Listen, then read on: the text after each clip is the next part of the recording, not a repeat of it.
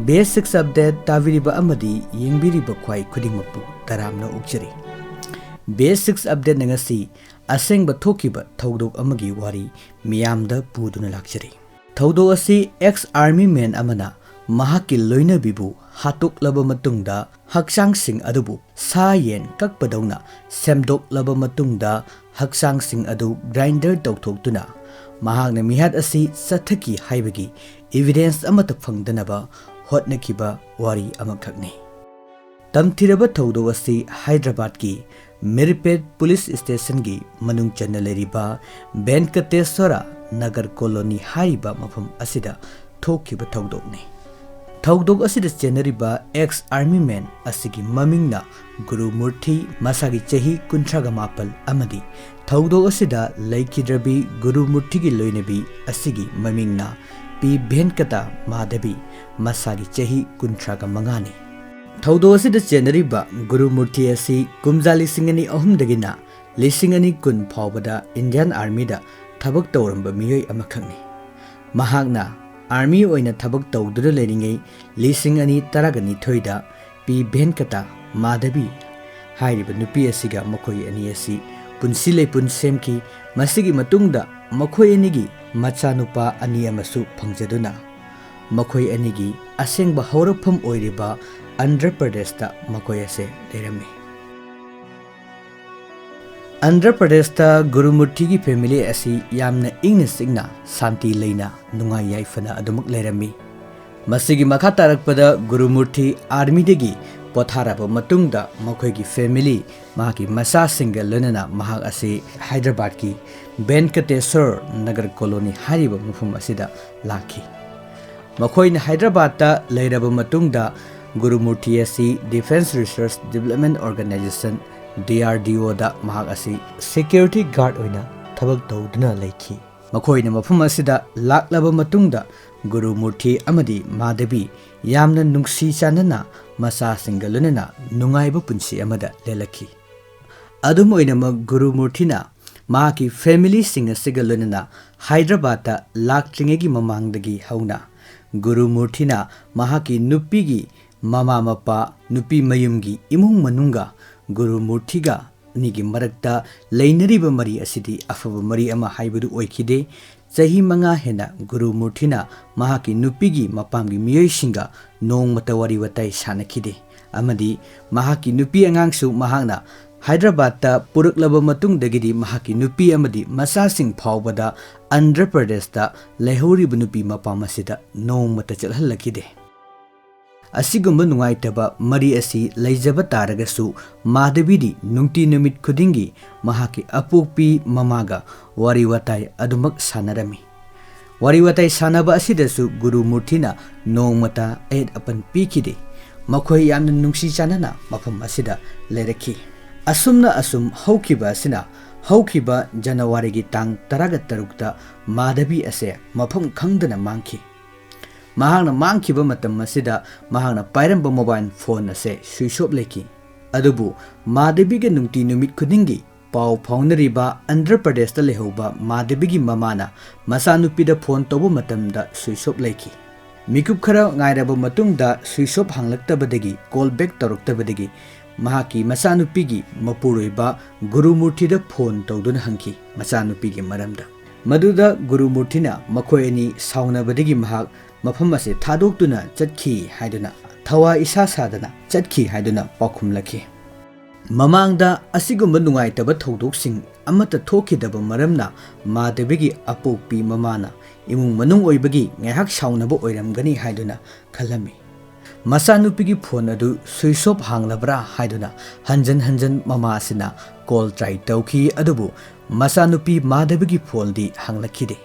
Asumna numit nini surakpa January gi tang 19 asidagidi Madhabigi apokpi amadi apokpa animak Andhra Pradesh ta pungning leitana leiba ngamkide. Masidagi makhoi panthadana Hyderabad ta Gurumurthy gi manakta lakhi. Gurumurthy gi manakta laklaba matungda makhoina Miripet Police Station da chatuna Madhabi mangkibagidamag missing report amakak makhoi Mama Mappa Amadi Madhabigi Mapuroiba Makhoi ahumna missing report amakak fine tauki. Missing report asi Madhavigi mama mapa amadi Gurumurthina tawjaba taragasu Madhavibu aroibu ukiba misak asidi Gurumurthina oiki. Masina maram oiraga police singna Gurumurthida matau karamna thaudo asi thokhibano haibagi matangda hanglaki. Police ki wahang sing aduda Gurumurthina ahanbada asumna kumlaki. January gi tang taraga taruga sida Madhavina Mahakki mapam lamdam oiriba Andhra Pradesh ki Nandayal hariba mafam asida pangthokpa Makar Sankriti gi thauram ase chatke haidun hairami. Makar Sankriti asi January gi tang taraga marida pangthoi adubu South India dadi masi Pogal haina ming thonduna numit marini digina taretni phawbada pangthokpa festival amani. Hairiba festival asi yawba chatke haiduna hairaki. Adubu Gurumurthina di Mahakki nupi amadi masasing aduna mapam lamdamda chatpa haibase Gurumurthy gi di apamba oiramde. Gurumurthina chatpa yaroi haiba aduga Madhavina chatke haiba asidagi makhoi ani ningai sangdanaratuna khatnaraba matungda Madhavi sauraga yum ado thadoktuna chatkhibani haiduna paukhum asi Gurumurthina piki.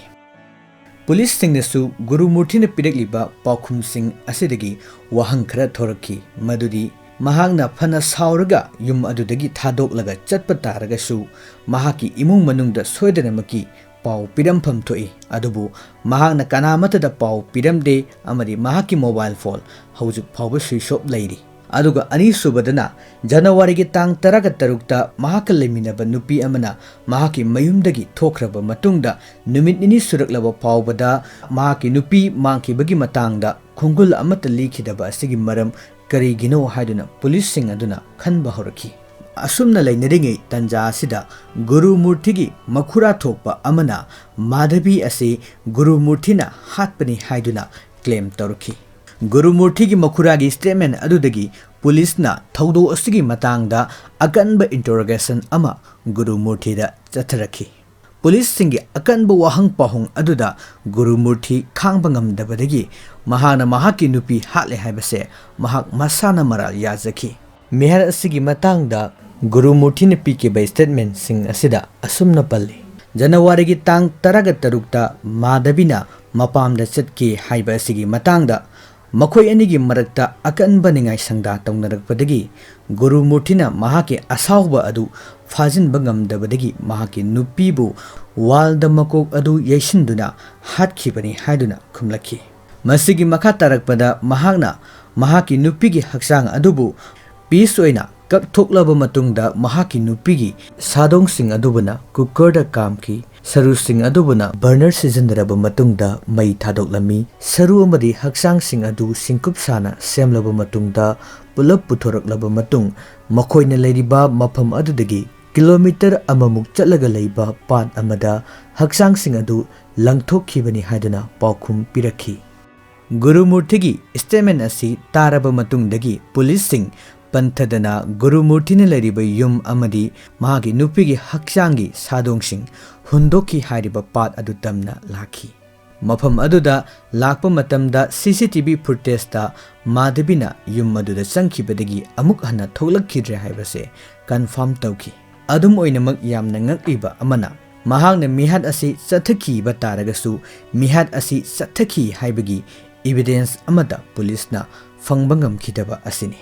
Khudam sangdam amatta yaudana matau karamna Madhavi sire haibase asengbu oina logani. Khudam sangdam amatta leitana matau karamna Madhavigi case asibu Madhar case oina lokhatkani. Masina maram oiraga maral masana yajaba taragasu police sing upai laikide. Hyderabad police nasu case asi missing report oina thamlaba matungda numit tarani chupna akanba investigation lepa leitana chathaki. Aduga mahak masana mahakki nupi halli haibagi maral yajaraba Gurumurthy su khudam sangdam amata leitabana maram oiraga police custody da leirabasu jail da leikide. Numit tarani chupna Hyderabad police na akanba investigation chatharaba matungda January gi tang 19 asida police na miyoi bagi sadong machet amakak pat adudagi fangki. Khudakta forensic examination tawraba matung report ta Madhavigi haksangni haiba khangki. amadi Madhabi leitre haibagi khudam changdam phangki. Forensic amadi scientific evidence fanglaba matungdadi police singna Madhabigi missing case adu murder case oina onkhatki. Gurumurthy su police custody da numit tarani lairaba matungda proof laibadagi foreman arrest tauki. Mihat asigi asengba khudam changdam phanglaba matungdadi Gurumurthy lotningba amata laikide. Mahakna mihat asi matau karamna chathaki. Mahakki nupigi haksang sing adu mahakna mihat adu chathaki haibagi khudam changdam amata phangdanaba matau karamna manghan kike haibase angakpa amani. Tasengbadi Gurumurthyna chathakiba mihat ase saubadagi chathakiba mihat amanate. Pre-plan torba matungda Mahakki Nupibu hatkiba oirami. Madhabina Mahakki Pognapam lamdam oiriba Andhra Pradeshta Pogal Festival ase chatpa pamlami. Adubu haukiba chahi manga asida Madhabigi mapuroiba Gurumurthy amadi Mahakki imung manungsinga wahi amata hainidana lakli. Aduga Gurumurthyna magi nupi amadi angang singbusu mafam aduda thaba haibase apamba oiramde. Adum oinamak Madhabiri chahi manga chalaktabagi mapamgi miyoising uningbagi ngawraba maisak aduna maram oiraga mahakna handakti soidana maki chatlage haibase pukningda chap yungna lepki. Mahakna lepkiba firep asina Mahakki punsigi aroiba oinanaba firep laujabaga pangkhak oiki. Gurumurthynasu Mahakki nupi asi hatlage haiduna khanki. Masina maram oiraga makhoi machanupa ani asi January gi tang 15 numit asida Gurumurthygi masigi manakta thaidoktuna thamki. Masigi matung January gi tang 13 Madhabigi aroibo oikiba numit asigi ayuki pung nipal taba matamdagi hauna Madhabi amadi Gurumurthy anigi marakta akanba sinda pauda taunaraki. Masigi makha tarakpada Gurumurthyna Madhabibu walda yeshallaga hatki. Thawai yaudraba haksang adu Gurumurthyna bathroom manungda pusillaklaga thamki. Amasung mahaksu mafam aduda phamduna matau karamna Mahakki nupigi haksang sing ase manghan sege haiduna wakhal khalami. Masigi matungda ayuki pung 10 muk tarakpa matam aswaida mahakna Mahakki nupigi haksangbu saruk mari thokna haibadi ahanbada makhusing adu hana kaklaba matungda makhong amuk kakhi aduga lemhuriba part sing adudagi makok adu kaklaba matungda Mahakki nupigi haksang adu part mari thokna kaklaga thamki. Masigi makha tarakpada Gurumurthyna rang hapagi leiriba ahangba batil sing adu lawraba matungda ising haijalami. Madugi matungda Mahakki nupigi haksangi sadong sing adubu pisoina kaklaba matungda rang happa bartin aduda Mahakki nupigi sadong sing ado thadarami. Madugi matung tarakpada ising sahanaba leriba immersion rod ado sizinaraga bucket yauriba ising adune sadong sing adune punna sahalami. Thong adu chatharebagi maramdi sadong sing ado thotnanaba oiramki. Thong adu chathabadagi thotlaba Mahakki nupigi sadong sing adubu mahakna pikna kaaba matungda thamlami aduga Mahakki nupigi haksangi saru sing adubuna asauba burner amada mai sing ado kanna lekhatlaba matungda phutlami. Aduga Mahakki nupigi haksangi lemhauba sadong saru makup manauk sing adubuna bathroom da adumak flux tauki. Aduga lemhuriba Mahakki nupigi haksangi saruk sing adubuna mahakna polythene ningthijana pek tawraba matungda numidangi pung 6 tarakpa adaida mahakna leiriba yum adudagi thoraklaba matungda mafam adudagi kilometer amamuk chatlaga leiriba pat aduda Mahakki nupigi haksang sing ado mahakna langthoklame. Gurumurthyna mihat asi chathanaba hotnaba amadi Mahakki nupigi haksang sing ase mapung phana mangannaba hotnabada pung 10 muk hena changki. Masigi tungda mahakna yumda tanna halaklaba matungda mahakna Mahakki nupi hatpada sizinnakiba kitchen amadi bathroom sing ado ningthijana loishin khanjilami amadi manam mahachendana bagidamak mahakna phenyl singba detergent mayam ama sizinnaraga ka adu mahuksagumna karigumba amata thokhidabagi mawngda sit nana mahakna yamna luna nana loishillaga thamlami.